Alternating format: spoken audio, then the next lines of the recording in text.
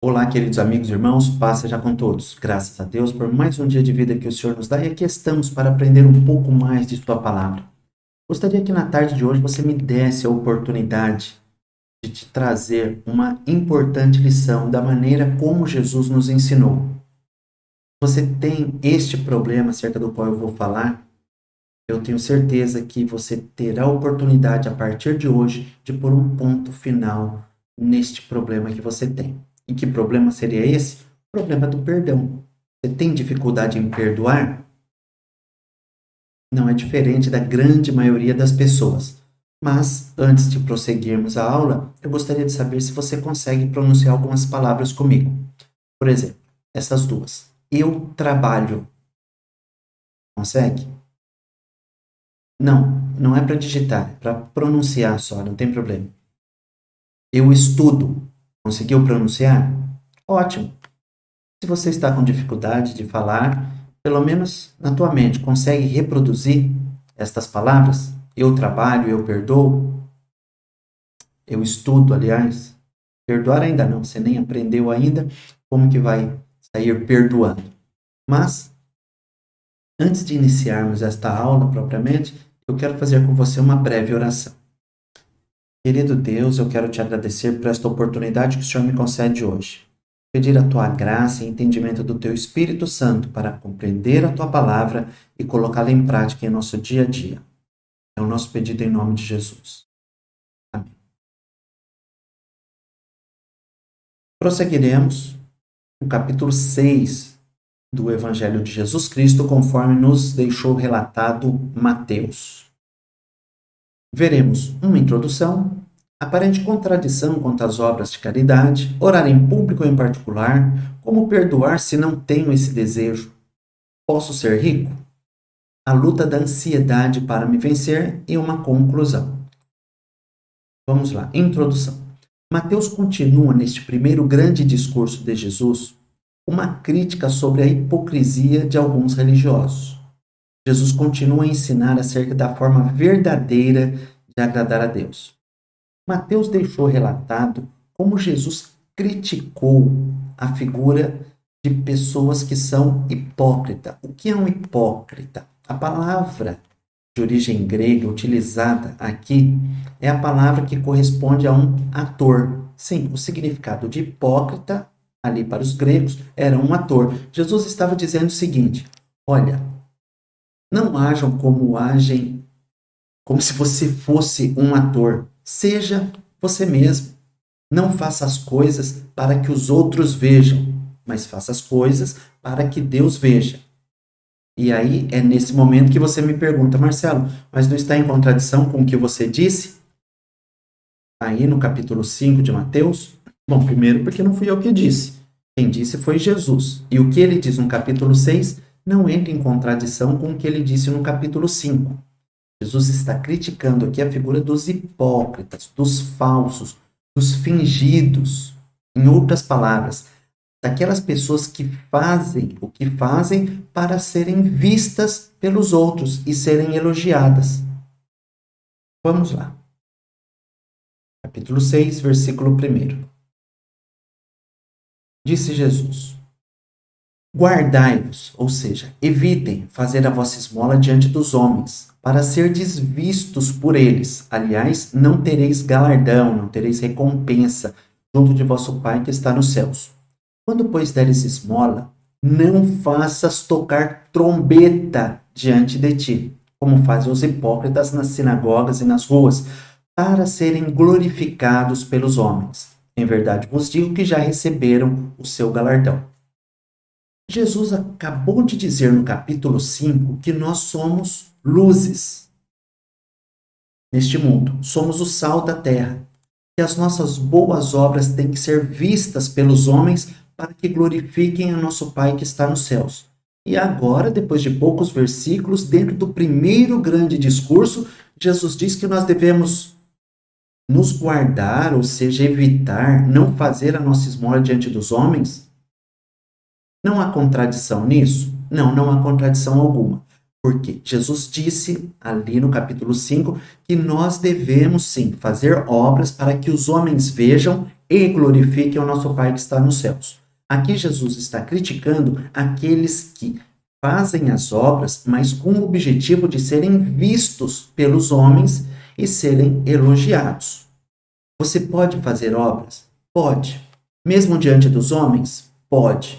Desde que não seja para você ser visto e você ser elogiado.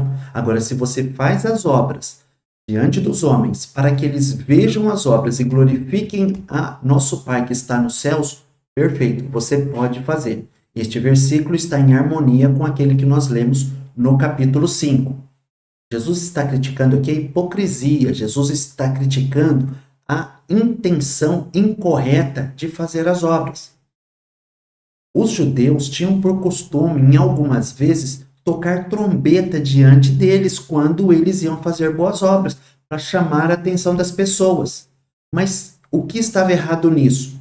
Até aí não havia problema, mas eles faziam aquilo para serem glorificados pelos homens. Jesus não critica as ofertas e as boas obras que são feitas em público. Não faz isso. Jesus está criticando aqueles que fazem isso para serem vistos pelas outras pessoas. Jesus está dizendo aqui, já receberam a sua recompensa. Não tem mais nada que receber diante de Deus, quando chegar diante de Deus. Jesus orienta aqui, mas tu quando deres esmola, ou quando fizeres a sua justiça, justiça e esmola são sinônimos? Para nós não, mas a palavra que foi utilizada aqui no original pode ser traduzida como justiça. Por isso, em algumas versões, você vai encontrar a seguinte expressão, mas tu quando fizeres a vossa justiça. Então, nós não devemos fazer as obras para sermos vistos, mas para que sim as pessoas vejam e glorifiquem a nosso Pai que está nos céus. Voltando aqui. Mas tu quando deres esmola, não saiba a tua mão esquerda o que faz a tua direita. Mas como que a mão esquerda não vai saber o que faz a direita? Não é o cérebro que comanda as duas? Sim, isso está sendo dito de uma maneira poética. Jesus está dizendo que, se fosse possível, faça para que nem a tua mão direita saiba o que fez a esquerda, se o teu propósito for esse de ser visto. Jesus está dizendo, não faça em hipótese alguma algo para ser visto. E ponto. Mas faça algo para ser visto e Deus ser glorificado. Prosseguindo, para que a tua esmola seja dada ocultamente, e teu pai que vê em secreto te recompensará publicamente. Então Jesus critica a esmola que é feita em público? Não. Certa vez Jesus estava sentado junto ao gasofilácio, o local onde as pessoas depositavam as ofertas no templo, e Jesus viu várias pessoas indo até lá e depositando grandes somas de dinheiro. Mas o que chamou a atenção de Jesus foi uma viúva que deu 2 moedas de pequeno valor. Jesus não criticou aquela viúva, e aquela viúva fez a sua oferta em público. Jesus estava sentado ali, olhando quanto que as pessoas depositavam na caixa de ofertas da igreja. Jesus não está criticando o fato de você ajudar os outros em público, ou de dar esmolas, ou de dar uma oferta, ou de fazer algum ato de caridade em público. Jesus está criticando aqui de uma maneira veemente o fato de as pessoas quererem fazer isto para aparecer. É isso que Jesus está dizendo aqui. Não façam para que vocês sejam vistos e elogiados. Não caiam nessa tentação de querer aparecer, mas façam para que Deus seja glorificado. Sim. Em relação à oração, o mesmo princípio, a intenção de aparecer, a intenção de ser elogiado é que é criticada, não a oração feita em público ou em particular. Disse Jesus, e quando orares, não sejas como os hipócritas, como os fingidos, como os falsos, pois se comprazem, têm prazer em orar em pé nas sinagogas e às esquinas das ruas, para serem vistos pelos homens. Aqui está o problema. As pessoas fazem não para incentivar outros a fazerem o mesmo, mas para serem vistos pelos homens. Jesus está dizendo: em verdade vos digo que já receberam o seu galardão. Mas tu, quando orares, entra no teu aposento e, fechando a tua porta, ora a teu pai que vê o que está oculto, e teu pai que vê o que está oculto te recompensará. Jesus está dizendo assim: não orem para serem vistos. Vai no teu aposento. O aposento aqui, a palavra grega utilizada para aposento, era um local de despensa, onde apenas o administrador da casa tinha acesso. Era um quartinho. E Jesus ainda diz que para que você feche a porta. Ou seja, entra no local onde só você tem por costume entrar, onde ninguém mais entra, e ainda feche a porta. Você tem que orar com este propósito, não com palavras bonitas para que as pessoas te elogiem. Não, mas você deve orar para que Deus veja, para que você conheça a Deus, para que você saiba o que Deus quer de você. Isso mesmo. A oração não é para nós levarmos a Deus o que nós precisamos, aquilo de que nós precisamos, necessitamos.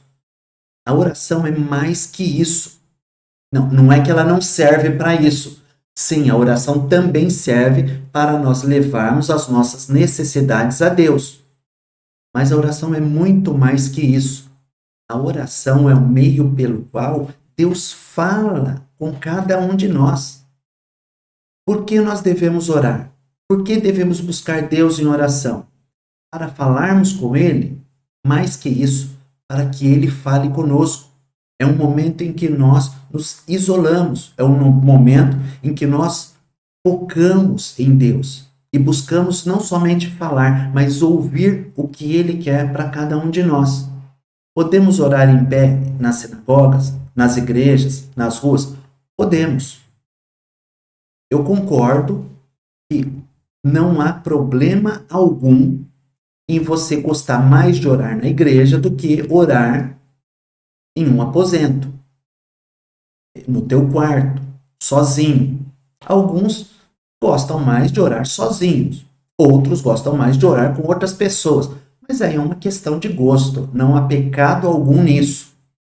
Quando você for orar, apresente a Deus aquilo de que você necessita, mas também ouça aquilo que Deus quer de você. E orando, não useis de vãs repetições, como os gentios, que pensam que por muito falarem serão ouvidos. Não vos assemelheis, pois, a eles, porque vosso Pai sabe o que vos é necessário antes de vós lhe pedirdes. Jesus está dizendo aqui: não fique enchendo a paciência de Deus repetindo, repetindo, repetindo, repetindo. Esta expressão que Jesus utilizou, vãs repetições, era uma expressão que se referia a um costume de alguns gentios, de quem não é judeu, de alguém que não conhece o Deus que tirou o povo do Egito e colocou na terra prometida. Algumas nações repetiam orações, repetiam palavras para tentar cansar os deuses. O objetivo das pessoas, dos gentios, gentio é quem não é judeu. O objetivo das pessoas que não são da nação de Israel naquela época, quando faziam orações aos seus deuses, era insistir, insistir, insistir até que conseguisse vencer o seu Deus pelo cansaço. Exatamente. Não era uma oração inteligente. Era uma oração repetitiva, é uma oração enfadonha. Jesus aqui não está dizendo que nós não devemos insistir diante de Deus. Nós temos que ter consciência que não é pelo muito falar que Deus vai nos atender. Não é pelo muito falar. Mas nós podemos insistir diante de Deus. A nossa oração não deve ser repetição de palavras decoradas diversas vezes para que Deus nos atenda. Deus não vai nos atender pelo simples fato de nós repetirmos e repetirmos algumas palavras. Mas Jesus disse que nós poderíamos insistir na oração. Jesus disse que aquele que pede, recebe. Jesus disse, aquele que busca, encontra. Jesus disse que aquele que bate, abrir-se-lhe-á. Então, uma coisa é pedir, outra coisa é buscar, já envolve um esforço a mais que simplesmente pedir. E bater envolve um esforço físico maior. É um exercício de contato. Você vai bater como se batesse em uma porta para ser atendido. Buscar você não precisa bater, basta você percorrer a vista. Então Jesus está mostrando que você pode buscá-lo, você pode insistir, você pode clamar a ele, mas não pense que você vai vencê-lo por cansá-lo. Não, não é cansando Deus, porque Deus não se cansa. Jesus estava mostrando que as coisas com Deus são diferentes da forma como as pessoas pensavam. Um judeu repetia 18 pedidos 3 vezes ao dia. Nós vamos ver que Jesus ensinou-nos a oração que ficou conhecida como oração do Pai Nosso, uma oração universal. Quase todas as religiões do planeta conhecem essa oração. Uma oração bastante simples, uma oração que não chamou a atenção das pessoas por tamanha simplicidade. Mas Jesus não veio complicar a vida de ninguém. Jesus veio para esclarecer como que Deus deveria ser servido e seguido. Então, Jesus diz, não se assemelhem àqueles que vivem repetindo as mesmas coisas, mas você pode insistir em oração. Tem uma diferença. Portanto, vós orareis assim. A oração que Jesus nos ensinou foi, Pai nosso que estás no céu, santificado, honrado, venerado, adorado seja o teu nome. Venha o teu reino, seja feita a tua vontade, tanto na terra como no céu. O pão nosso de cada dia dá-nos hoje. E perdoa-nos as nossas dívidas, assim como nós perdoamos aos nossos devedores. E não nos induzas à tentação, mas livra-nos do mal, porque teu é o reino e o poder e a glória para sempre. Amém. Parando um pouquinho aqui e começando já a lição sobre perdão. É o nosso subtítulo 4. Como perdoar se não tenho esse desejo? Jesus, na oração do Pai Nosso, nos ensinou a orar assim. Perdoa-nos as nossas dívidas. Lucas, que escreveu o Evangelho segundo Lucas, ele substitui dívida por pecados. Perdoa-nos os nossos pecados. Dívidas aqui é no sentido de pecado também, não é dívida financeira. Bem, perdoa-nos as nossas dívidas, a dívida moral que temos para com Deus, assim como nós perdoamos aos nossos devedores. Eu quero focar aqui na oração do Pai Nosso, especificamente no versículo 12. Os demais, em outra ocasião, falaremos acerca deles. Mas como o propósito da aula de hoje, um deles é ensinar a perdoar, nada melhor do que aprender com o Mestre Jesus como perdoar. E Jesus disse o seguinte, que nesta oração nós devemos pedir para que Deus nos perdoe. De tudo, de tudo. Você já experimentou pedir perdão para Deus de um pecado que você cometeu? Viu como é difícil você pronunciar algumas palavras?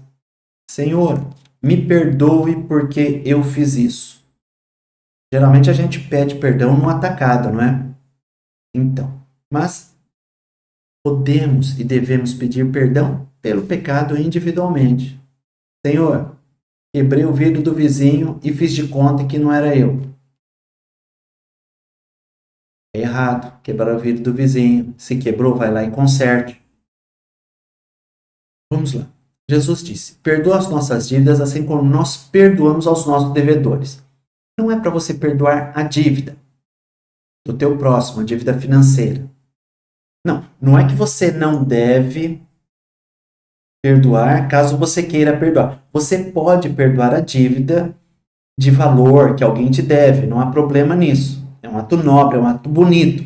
Mas não é dessa dívida que Jesus está falando. Jesus está dizendo para perdoar as ofensas. Então, vamos lá. Jesus nos ensinando a perdoar as ofensas. Jesus nos ensinou assim: Pai, como nós devemos orar. Me perdoa assim como eu perdoo aqueles que me ofenderam. Eu sei que eu ofendi o Senhor, mas eu quero que o Senhor me perdoe. Tudo bem? Aí você ouve uma voz do céu. Figuradamente. Deus falando para você: Claro que eu te perdoo, meu filho.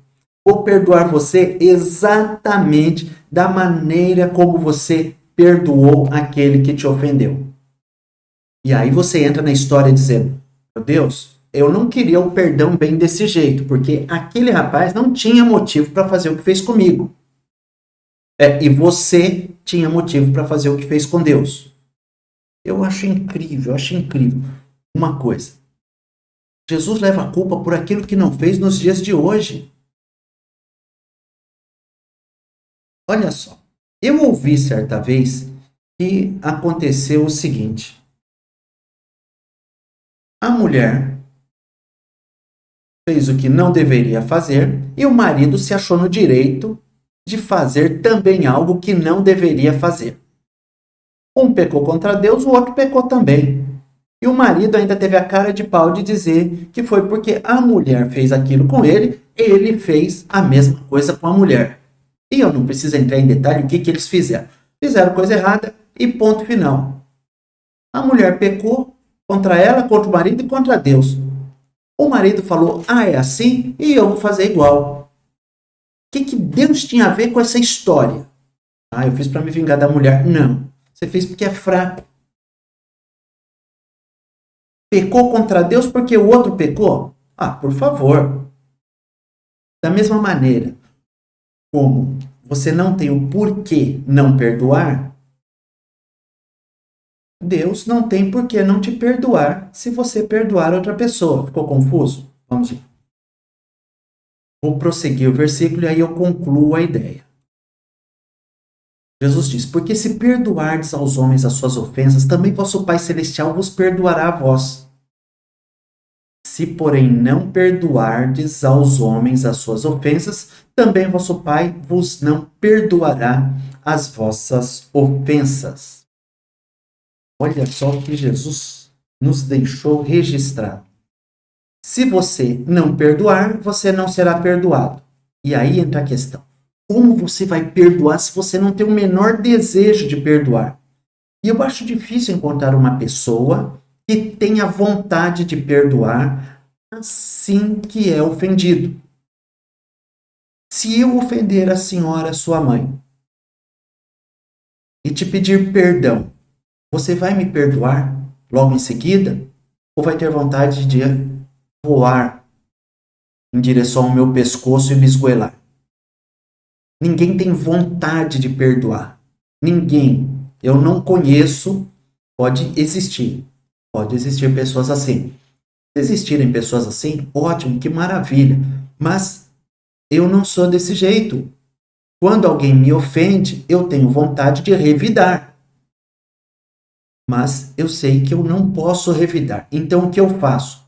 Perdoo. Sem vontade? Sem vontade. Eu não perdoo porque eu sou bonzinho. Eu não sou bonzinho. Vocês não me conhecem. Não sabem a luta que eu tenho comigo mesmo. Eu me perdoo porque eu me considero inteligente. Sim. Pelo menos nesse ponto. Antes que alguém faça alguma brincadeira. Mas vamos lá. Eu perdoo porque eu sou inteligente. Porque se eu não perdoar, eu não serei perdoado. Então eu perdoo. E como que se perdoa alguém se você não quer perdoar? Uma coisa é querer, outra coisa é sentir vontade. Vamos separar isso. Eu não tenho vontade de perdoar, mas eu vou perdoar. É possível isso? É possível e eu vou te ensinar agora. Repita comigo. Eu perdoo. Não, vamos começar de uma maneira mais fácil.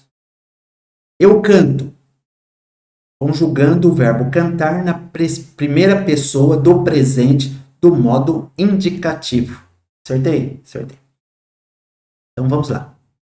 Primeira pessoa do singular, do tempo presente, do modo indicativo, para ficar mais completo e mais bonitinho. Repita comigo. Eu canto. Vamos deixar mais fácil ainda. Eu bato.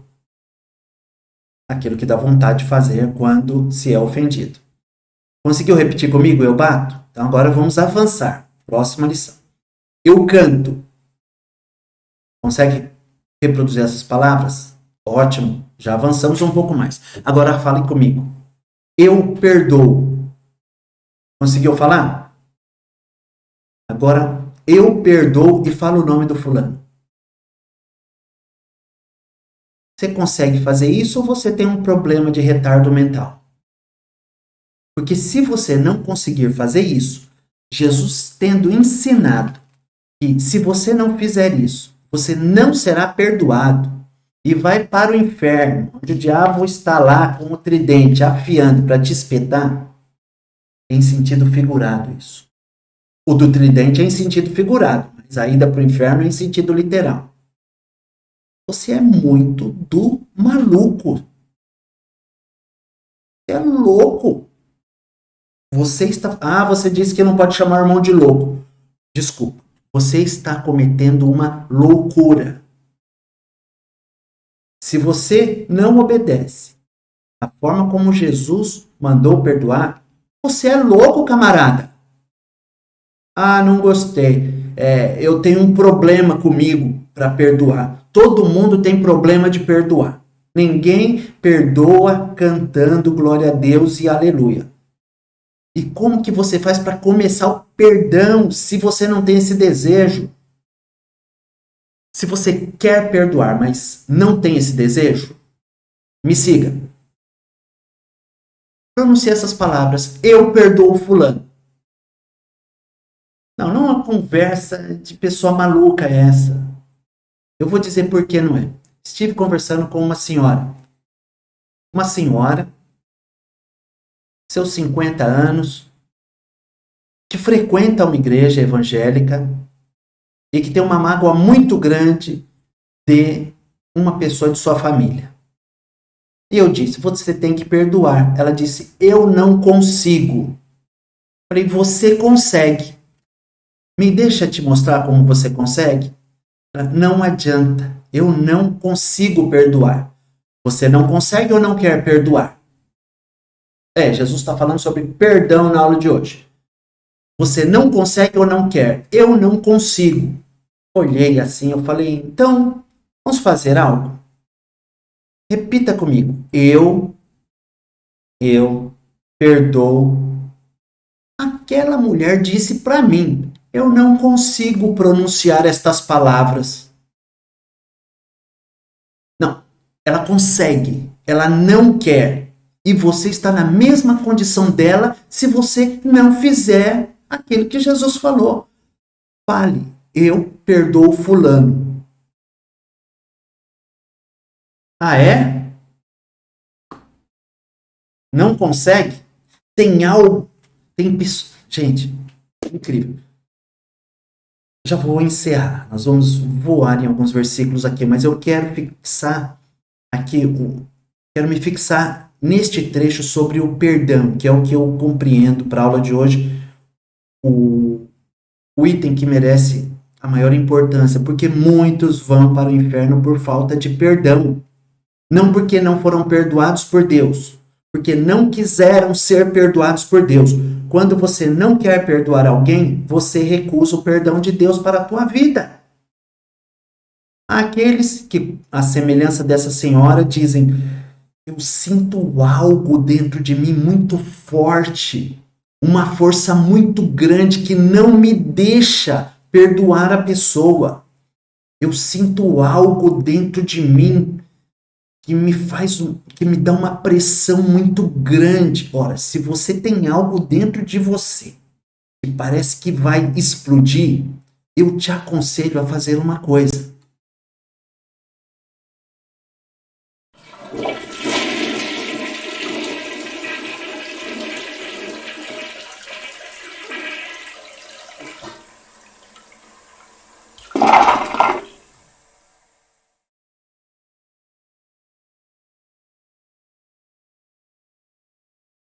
Entendeu? Se você tem algo dentro de você que não consegue controlar, siga o meu conselho. Vá para o reservado, para o closet, para o toalete, para o banheiro, senta na privada e seja feliz. Você não pode guardar um sentimento de ódio no teu coração. Leve isso para a privada e dê descarga. Mas se você não tem esse desejo de perdoar, inicie pronunciando estas palavras: eu perdoo fulano de tal, eu perdoo fulano de tal. Sabe por que você tem dificuldade em pronunciar estas palavras? Porque você não quer perdoar e porque inconscientemente o teu intelecto sabe que a partir do momento que você começar a pronunciar estas palavras, as ações vão seguir as tuas palavras. E esse mal-estar que você sente, ele vai embora. Comece com as palavras, em seguida as ações. E por último, como você deve tratar a pessoa que te ofendeu?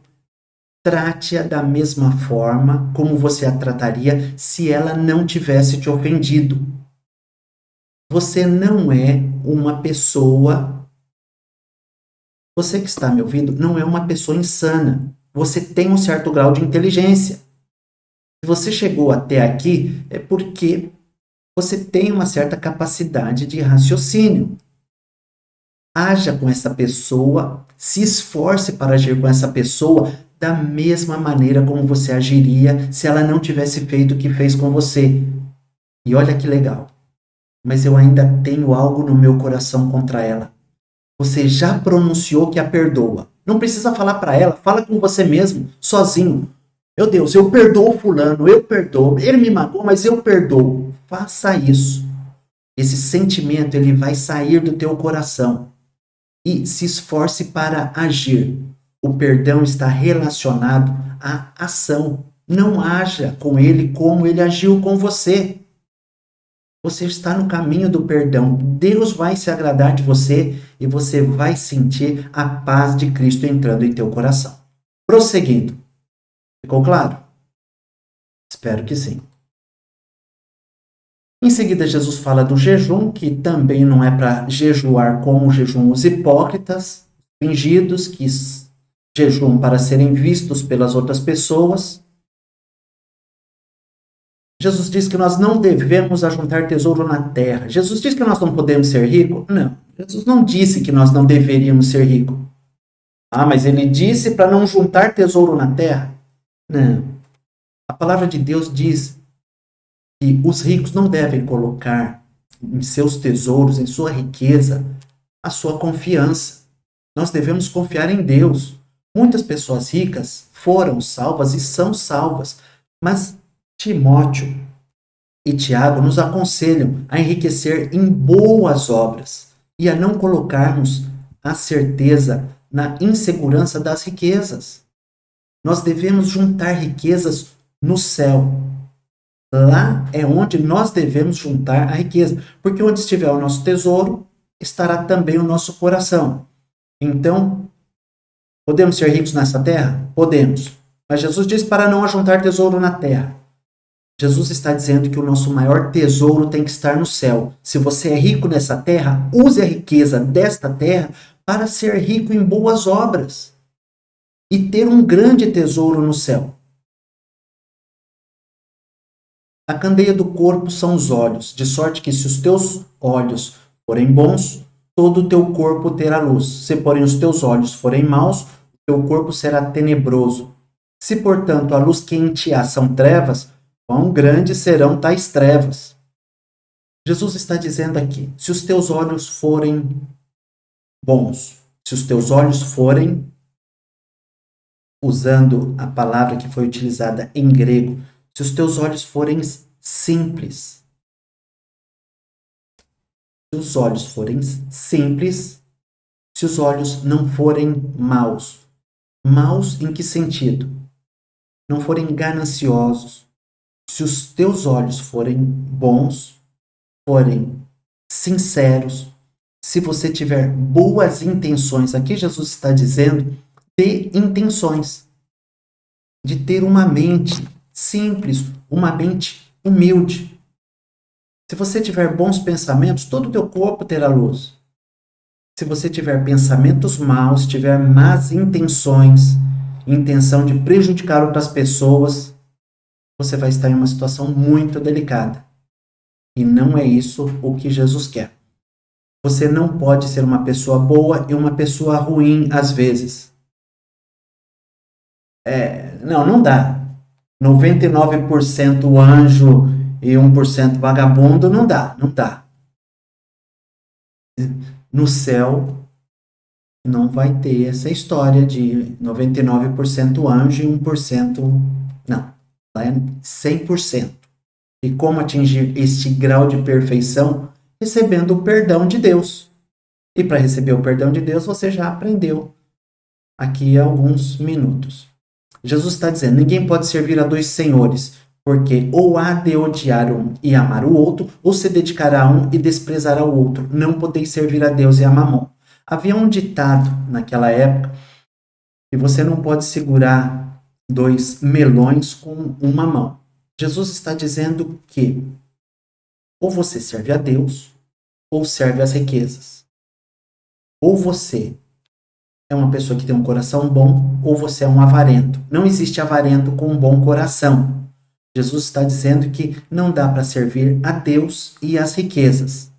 Não é que você não pode ser rico, pode, mas você não pode viver em função da riqueza. Quem é esse mamon? Mamon é uma palavra de origem siríaca e vem do caldeu também, caldeu siríaco, que significa riqueza.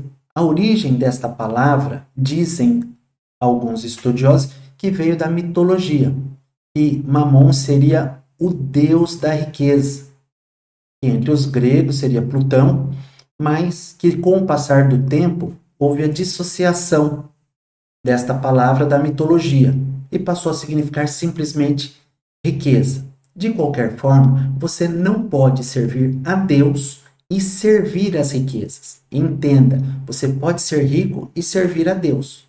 Você não pode ser um avarento servindo a Deus. Ou você é avarento ou você serve a Deus.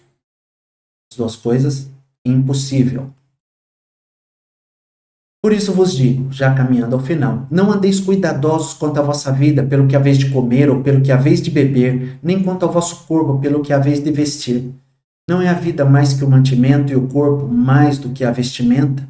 Olhai para as aves do céu, que nem semeiam, nem cegam, nem ajuntam em celeiros, e vosso Pai Celestial as alimenta. Não tendes vós muito mais valor do que elas? Jesus está dizendo que nós não devemos deixar que a ansiedade nos vença. Nós não devemos confiar nas riquezas para termos uma vida feliz. Nós não devemos nos preocupar, o que eu vou comer hoje ou amanhã, o que eu vou comer amanhã, o que eu vou beber amanhã, o que eu vou usar de vestimenta. Jesus está dizendo, não fiquem preocupados com isso. Jesus não está ensinando você não ter uma programação, você não ser organizado. Jesus não está ensinando isso. Jesus está dizendo para não andar carregado de cuidado, carregado de preocupação. É este tipo de coisa. Jesus não está pedindo para você ser um inconsequente. Deixa a vida me levar. Não, Jesus não está dizendo. Deus sabe do amanhã. Deus sabe do amanhã, mas você precisa saber do teu também. Por isso você tem que trabalhar, tem que estudar, tem que se esforçar, vai fazer curso, sai do TikTok, sai do Kawaii, sai das redes sociais, ou, se vai utilizá-las, que seja para fazer curso, para algo proveitoso. Jesus não está dizendo para nós não nos prepararmos para o futuro. Jesus nos ensinou em parábolas já sobre o cuidado que nós devemos ter, mas nós não devemos andar sobrecarregados com esses cuidados. Ai, o que eu vou fazer amanhã? Meu Deus, o que será da minha vida? Daqui 60 dias vence a última parcela do carro, como que eu vou fazer para pagá-la? E agora, misericórdia, a última parcela dos 72 meses, consegui a prorrogação de 30 dias para 60, e agora? Não, Jesus está dizendo, não é para você se preocupar com certas coisas. As pessoas se preocupavam com o que iam comer, o que iam beber, ou com o que iam se vestir. Jesus está dizendo que Deus conhece todas as coisas. Faça a tua parte. Não perca sono. Porque não adianta você se preocupar, porque por mais cuidado que você tenha, você não consegue acrescentar um côvado, 46 centímetros, alguns 50, 52 em alguns livros, mas você não consegue, por mais preocupado que você seja com a tua estatura, você não consegue aumentá-la. Deus dá o crescimento. Então, da mesma forma, não vivam preocupados com o dia de amanhã. Faça o que você tem que fazer no dia de hoje. Jesus disse que os lírios do campo, a erva do campo, Deus veste, Deus veste a erva, Deus veste o lírio e de um dia para o outro eles morrem. E Salomão, mesmo com toda a sua glória, nunca chegou a se vestir como um lírio. Não. A roupa de um lírio é própria, é fabricada por Deus, é concedida por Deus. Jesus está dizendo aqui, Deus cuida das coisas menores, não vai cuidar de você? Então, Deus cuida de você. Aprenda isso no dia de hoje também. Não andeis, pois, inquietos, dizendo que comeremos, ou que beberemos, ou com que nos vestiremos. Porque aqueles que não conhecem a Deus se preocupam com isso. E Deus sabe aquilo de que vocês necessitam. E aí Jesus diz, buscai primeiro o reino de Deus e a sua justiça, e todas essas coisas vos serão acrescentadas. Espera aí, Jesus disse que tudo vai ser acrescentado então para mim? Não, Jesus não disse que tudo vai ser acrescentado para você. Jesus disse que essas coisas, que coisas essas? Essas. Isso daqui é um pronome demonstrativo, né? Essas coisas. Jesus está apontando para algumas coisas, coisas das quais ele acabou de falar. E quais coisas são essas? De que Deus sabe que você necessita e que diz que te serão acrescentadas. Comida, bebida e a vestimenta. Não pense que são todas as coisas. Eu queria um helicóptero. Esquece helicóptero. Você precisa de um helicóptero? Tem condição de pagar um piloto? Aliás, você teria onde guardar um helicóptero? Não tem, né? Então, não peça coisa maluca para Deus também. Mas também há coisas que Jesus disse para você não se preocupar. E se você fizesse o que ele estivesse mandando, o que ele estava mandando, era o suficiente. Jesus falou, busque o reino de Deus e a sua justiça. Procure fazer as coisas que são agradáveis a Deus. Que Deus vai cuidar das coisas para você. Cuide das coisas de Deus. Se preocupe em fazer as coisas de Deus. Sim, tem que estudar também, trabalhar, eu já falei. Deus não vai mandar anjo lavar louça. Não vai mandar anjo rebocar a parede, nem trocar a lâmpada. Eu ia falar da fechadura e falei da lâmpada. Mas tudo bem. Deus não vai mandar anjo vir trocar lâmpada nem fechadura. Você tem que fazer a tua parte e Deus se encarrega da dele. E aí, Jesus disse, não se inquietem pelo dia de amanhã. Basta cada dia o seu mal. Jesus está dizendo que as coisas não serão fáceis. Basta cada dia o seu mal. Hoje existe um mal e nós venceremos este mal em nome de Jesus. E o mal de amanhã? O mal de amanhã eu não sei qual é e eu não posso ficar inquieto com o mal que vai vir amanhã, com que variante vai vir amanhã, com que pandemia vai vir amanhã. Com que cepa vai vir amanhã? Com que H, o que, N, o que virá amanhã? Estamos já na H3N2. Ah, sei lá qual que vem amanhã, mas eu devo me preocupar hoje. Se cuide. Exatamente, se cuide no dia de hoje. E amanhã? Deixa o mal de amanhã para amanhã. Se você trouxer o mal de amanhã para hoje, você vai se sobrecarregar e vai sofrer à toa. Porque primeiro você só vai trazer a preocupação do mal de amanhã para hoje. E vai sofrer duas vezes, com o mal de amanhã hoje e com o mal de amanhã amanhã. Então, seja inteligente. Final, chegamos à nossa conclusão. Jesus nos ensina a sermos mais que felizes. Exato. Seus ensinamentos não foram transmitidos da maneira que as pessoas esperavam. Não foi transmitido. Jesus transmitiu alguns ensinamentos em como as pessoas deveriam agir para que fossem beneficiadas com a misericórdia de Deus. Ué, mas a misericórdia de Deus tem um preço? Misericórdia de Deus é de graça. É de graça. É gratuita, mas custou um alto preço para Jesus. Você é salvo pela graça, mas ela custou muito. Entendeu? Você pode ter o perdão de Deus? Deus cobra para perdoar? Eu diria que cobra para perdoar. Misericórdia, irmão, heresia. Deus cobra para perdoar. Sim, cobra. Tenho certeza disso. E o pagamento? É você perdoar aquele que te ofendeu. Então, como que eu faço para ser perdoado? Eu tenho que comprar o meu perdão? Se você quer usar essa expressão, use. Compre o teu perdão. De que maneira? Perdoe os outros. E saiba que Deus nem tem obrigação de te perdoar. Ele te perdoa por misericórdia.